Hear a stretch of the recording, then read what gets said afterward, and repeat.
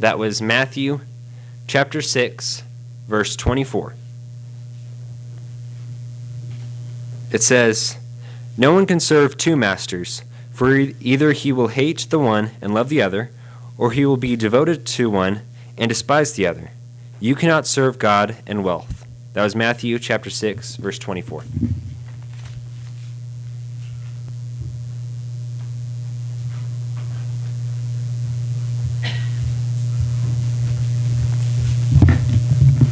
Well, it's good to be here with all of you, and I want to mention my mom's here this morning. If you haven't met her, I'd encourage you to meet her. I think she's a pretty good mom. She's a very good mom, and if you have not had the privilege of meeting her, she'll be here for the potluck as well, and I'm glad she was able to make it today. I got to thinking that if I lived back when Jesus walked the earth, when he was walking the earth and spending time with people, that if I had bumped into somebody who was on their way to meet him, that maybe they were asking, and I had met him maybe, and they were asking what I thought, I would probably tell him, go see him. In fact, he'll be able to do incredible things for you, but be ready. He's probably going to say some things you're not going to like. In fact, he might even tell you specifically some things you're not going to want to hear. That was kind of his nature, is he wouldn't just tell people what they wanted to hear. He told them what they needed to hear. And a good example is in Mark 10, if you want to read this with me. Very famous encounter between Jesus and this man who happened to be pretty well off. And but unusually enough, this rich guy was wanting something more. He could tell something was missing. He had all his stuff, he's a pretty well off guy. But he came to Jesus in Mark 10, verse 17. It says, "As he was setting out on a journey, a man ran up to him and knelt before him and asked him, 'Good teacher, what shall I do to inherit eternal life?' And Jesus said to him, 'Why do you call me good? No one is good except God alone. You know the commandments. Do not murder. Do not commit adultery. Do not steal. Do not bear false witness. Do not defraud. Honor your father and mother.' And he said to him, 'Teacher, I have kept all these things from my youth up.' Looking at him, Jesus felt a love for him and said to him, 'One thing you lack. Go and sell all your possessions, all you possess, and give to the poor, and you will have treasure in heaven, and come, follow me.' But at these words he was saddened, and he went away grieving, for he was one who owned much property." So I'm sure you're familiar with this story. There's this young man comes to Jesus, and he's basically saying this: "I'm doing a bunch of stuff. What else can I add to my life to make things better? I want to add some stuff." And Jesus told him to do the exact opposite. And I think that's what threw him. There's probably multiple levels to this guy. But actually, Jesus told him, he said, "You don't need to add anything. What you need to do is get rid of some stuff. You need to let go." This young man's situation was about riches. Probably is different for each person. But any Christian needs to face this challenge. I would suggest that your spiritual survival depends on your ability to let go. That's true of all of us. We have a tendency to get wrapped up in earthly stuff, and it's hard sometimes to let go. Some stuff, if somebody came up and said, "Get rid of this," would be like, no problem. Other stuff, not so much. You might remember the parable of the different kinds of soil. I'll just briefly mention it in Matthew 13. I want to point out one particular soil. There was one kind of ground, and it was described as it's like trying to plant in thorns. Matthew 13:22. This soil is described, it's like you want something to grow that's good out of there, but the thorns just seem to want to be there. And this is the analogy that is made in Matthew 13:22. "And the one on whom seed was sown among the thorns, this is the man who hears the word, and the worry of the world and the deceitfulness of wealth choke the word, and he becomes unfruitful." I think it's worth noticing. It says the worry of the world. I have worries of the world. And the deceitfulness of wealth. I bet you all of us in some regard have that. And notice it says it would choke the word. In a sense, if we want the word to do us any good, we need to do some weeding.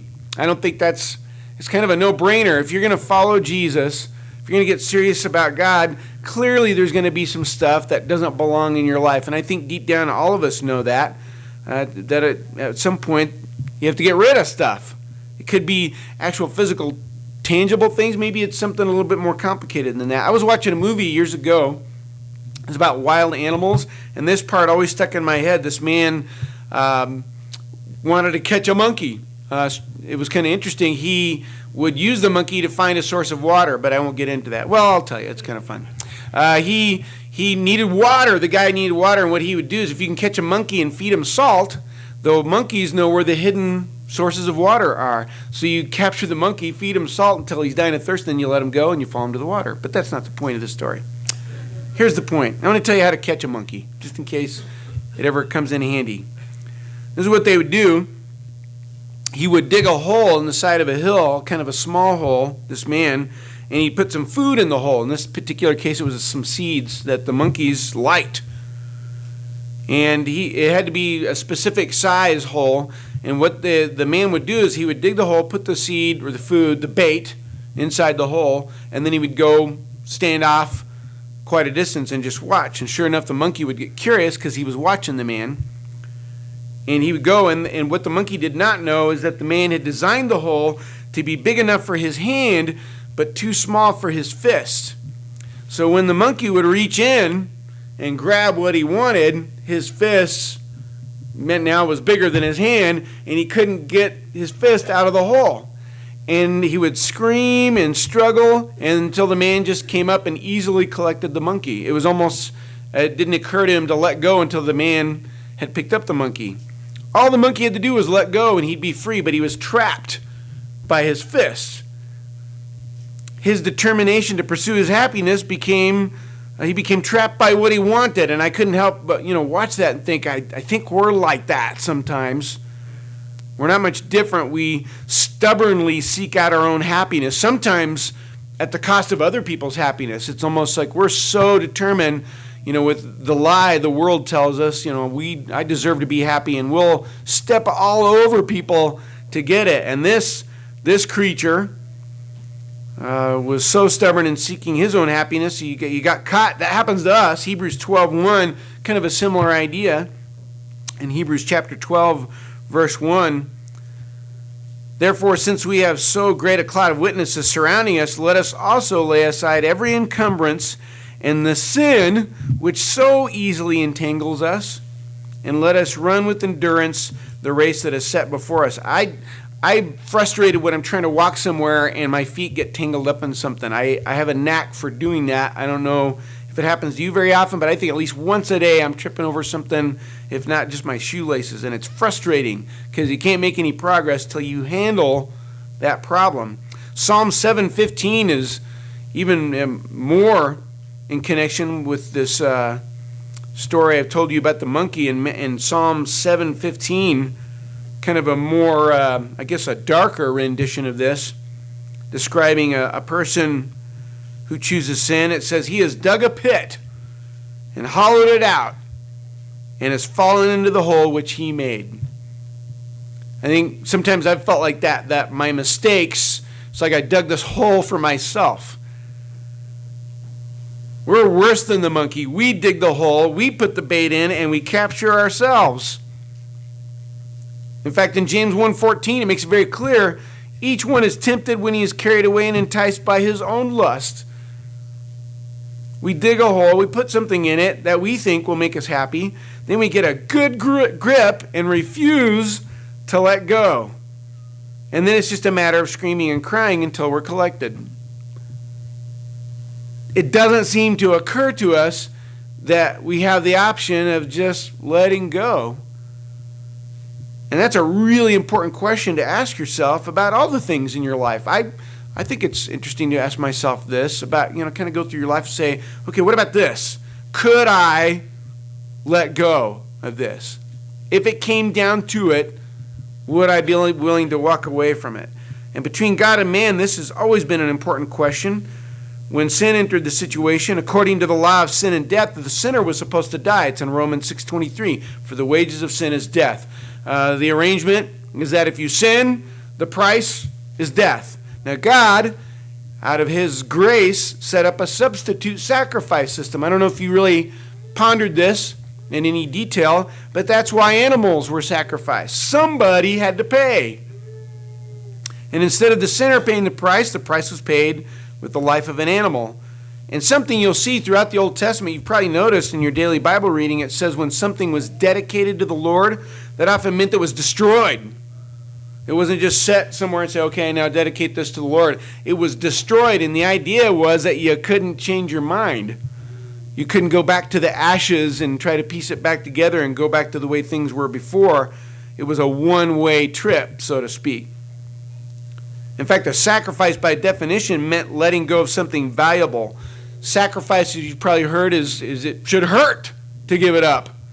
I don't like tomatoes. If you ask me to sacrifice the tomatoes today at potluck, you're welcome to them. It would not hurt me at all to give those up. Sarah and I both belong to the Tomato Haters Club, and there may be others of you. If I had some red vines, I might have some difficulty to let go, because I like those. See, it's not a sacrifice unless it's going to cost you something. You say, I'd prefer that it stay with me, but if I have to let it go, I'm going to let it go. It hurts, I guess, on some level. Other than that, it's not really a sacrifice, is it?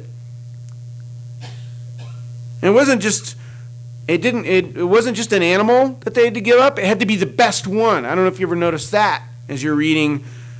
Any flawed or damaged animal was not acceptable. The quality of the sacrifice revealed the character of the one doing the sacrificing.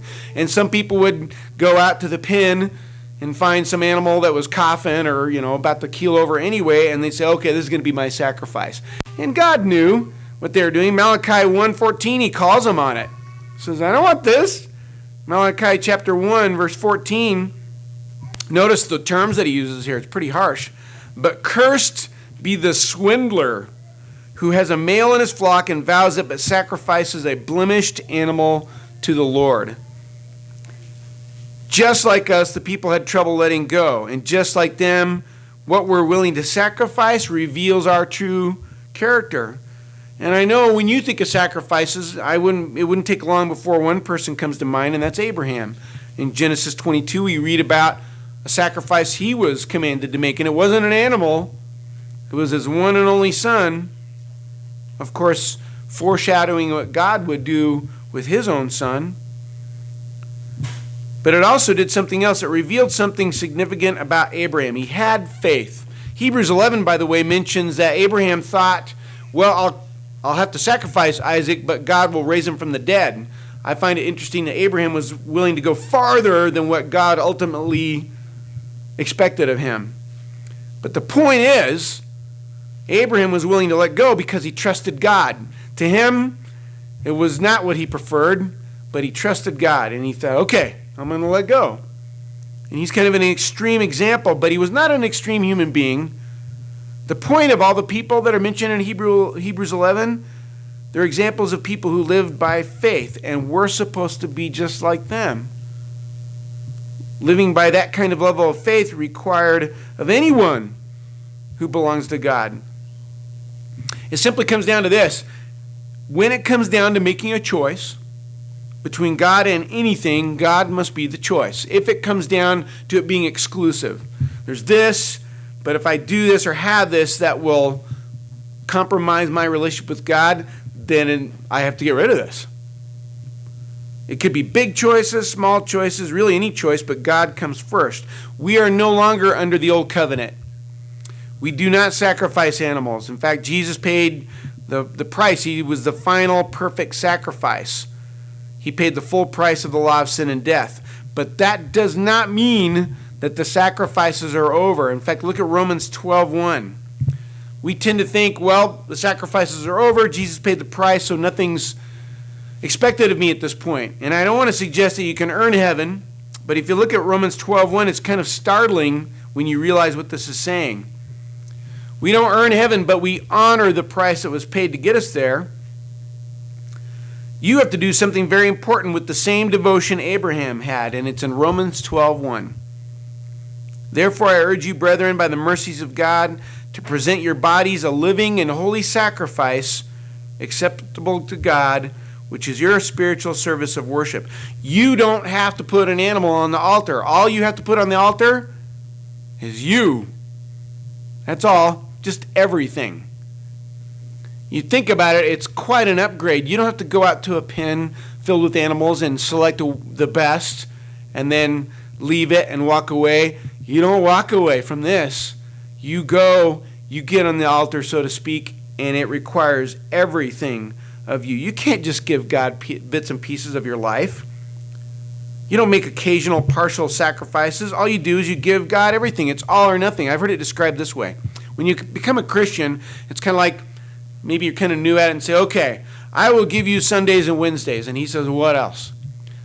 Okay, the rest of the week, I'll give it all to you. So, well, what else? I'll give you my family and friends. What else? My job, my money, everything I own. He says, okay, good. And that's pretty much what it is. You give him everything. But then he says, okay, here's what's going to happen. I'm going to give it back to you. It's still mine. All of it's mine, but you're in charge of it. All this that was once yours, it does not belong to you anymore. You're a steward over these things. Your very life belongs to me. But you will manage these things accountable to me. I think it helps if you see that, the clarity for a Christian that nothing belongs to me. It's all God's. I'm just in charge of it. It's kind of an eye-opening realization when you realize you don't have anything. It all belongs to God.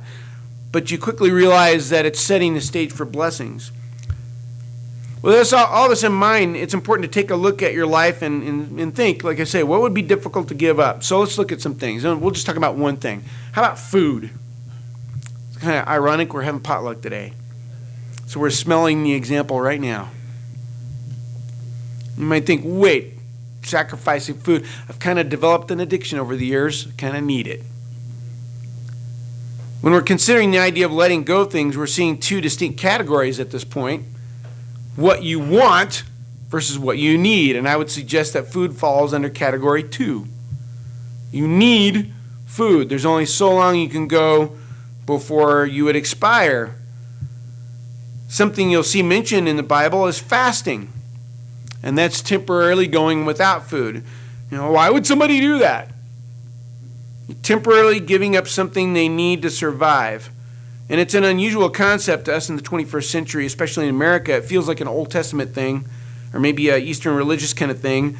I know people do it for health reasons, maybe, and sometimes we're forced to before surgery and say, well, don't eat anything until this point. Actually, it's more familiar than you might think. It took me years to realize where the word breakfast comes from. It means to break fast. It means to break your fast. You did not eat all night, and now you're going to break your fast. I can see the light bulbs going over some of your heads here. But I didn't know that. I didn't know that either. But to make the decision to not eat for the sake of your relationship with God, more than likely that's probably unusual. We live in a culture where food is easy to get, and not just meals, but snacks and appetizers. There it is. We grab it, we eat without thinking. There's no hesitation. Food isn't bad, but it is a preoccupation. What's the spiritual significance of food? We know God sustains us. He's the one that provides it for us. And he designed us to need a steady supply. He could have arranged anything. I don't know if you ever thought of this. He could have made it to where you had to eat every hour to survive. Like throwing wood on a fire just to keep it alive. Or constantly, like breathing. Can you imagine? You have to carry a bag around of food. Or maybe the other way. He could have made it, you don't eat at all except just once when you're 15. For an hour. I know some 15-year-old boys eat like that, but that's the exception. God designed us in such a way where our lives are constantly in the balance. In a little bit, we're going to eat some food to stay alive. Now, I know it would take a little bit longer, but he designed us to be that way. And we acknowledge that the food comes from him. We often pause to pray before a meal. And the idea is, thank you for keeping me alive again. It helps to consider the possible necessity of letting go of things and take a moment to see what the Word says about fasting. Just briefly, here's Matthew 6:16. Like I say, it's kind of an unusual concept to us, but here's something that was said about it in Matthew 6, verse 16. Whenever you fast, Do not put on a gloomy face as the hypocrites do, for they neglect their appearance so that they will be noticed by men when they are fasting. Truly I say to you, they have their reward in full. But you, when you fast, anoint your head and wash your face, so that your fasting will not be noticed by men, but by your Father who is in secret. And your Father who sees what is done in secret will reward you. It's a private thing. That's something to point out right away. It's between you and God. It's not to show how religious you are. No one should even know you're doing it. But why would not eating be spiritually beneficial? It seems it's something we definitely need. We have a firm grip on it. Here's some possibilities I want to share with you and maybe apply it to some other things. When somebody fasts, I've heard that that hunger is kind of a continual reminder to pray. So, we kind of get caught up in the day, but if you're hungry all day, kind of be like, oh yeah, I'm doing this for a reason, kind of keeps you focused. It's a continual reminder of God's care for you. I've heard it suggested that denying your body can help you step away from the tyranny of the physical and recognizing your body for what it is. It's just the container you came in, and it's very temporary. And there's even, of course, science catching up and saying that fasting can be good for you. It allows the body to pause and reset. But here's one thing to consider this morning, I wonder about.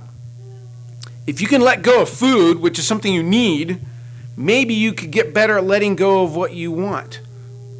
If you can get rid of something that you absolutely need on a short-term basis, maybe you're trained better to let go of things that you just simply want, to deny yourself. And this could lead to other areas of your life and other kinds of fasts. And don't worry, this is not just about food.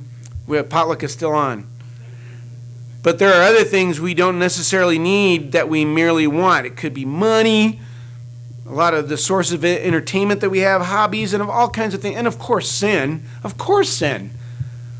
I think all of us realize there's certain things that are in our lives that don't belong there. Some things we need to get rid of permanently. Some things maybe just a temporary break. Not sin, of course, but other things. But it might help to see how various things affect our lives if we do without them briefly, find out some things about ourselves. I wonder if there's other kinds of fasts to say, okay, I'm not sure about this. This might be my gradual undoing for my soul. Maybe I need to do without it for a while, just to see. As was read for us, Matthew 6:24 says this: no one can serve two masters, for either he will hate the one and love the other, or he will be devoted to one and despise the other. You cannot serve God and wealth.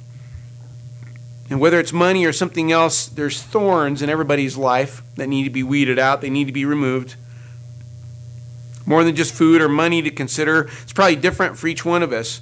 Maybe it's letting go of our busy schedules. Maybe it's letting go of worrying. Here's the point. If somebody came up and showed you a scripture and said, look, this, whatever it is wrong and could cost you your soul, could you walk away? That's a really important question. Not the answer to the sin police, the people that are hovering over you, just answer to God. To God, could you walk away? That's a really important question to ask in your relationship with God. If there's hesitation in your mind, examine what's important to you and maybe practice. Let go for a short time, kind of like fasting. Maybe spend some time without those things, whatever it might be. Almost to prove it to yourself, is this my master? No? Then prove it by walking away from it for a short time, and then examine how it affected you. You can only serve one God. It's important to defy the things that might threaten your relationship with God to make sure it's not holding you down. If you want to catch a monkey, just dig a hole and put something in it, and the monkey will catch himself. I want to challenge all of us to make sure we're not doing the same thing to ourselves, refusing to relax our fist, trapped by what we want, not realizing that letting go means freedom and the chance of many other greater blessings. Because here, that's what's going on. The reason he wants you to let go is so that he can bless you even more. God is not simply expecting us to stop doing things, but he does expect us to be ready to let go. He requires this for a very good reason. Once our hands are empty of all the junk, it makes it so much easier to fill our lives with what is really valuable. I really believe our spiritual survival depends on our ability to let go, and I want to encourage you to practice doing this with certain things, maybe get good at it, because someday we'll have to let go of everything. Anyway, you're not taking any of it with you. None of us are. And heaven will make it all look pretty silly when you get there. You'll wonder why it was so hard to let go of all the things we thought were important here. If you're not a Christian this morning, we want you to know that God has set up a rescue plan for you.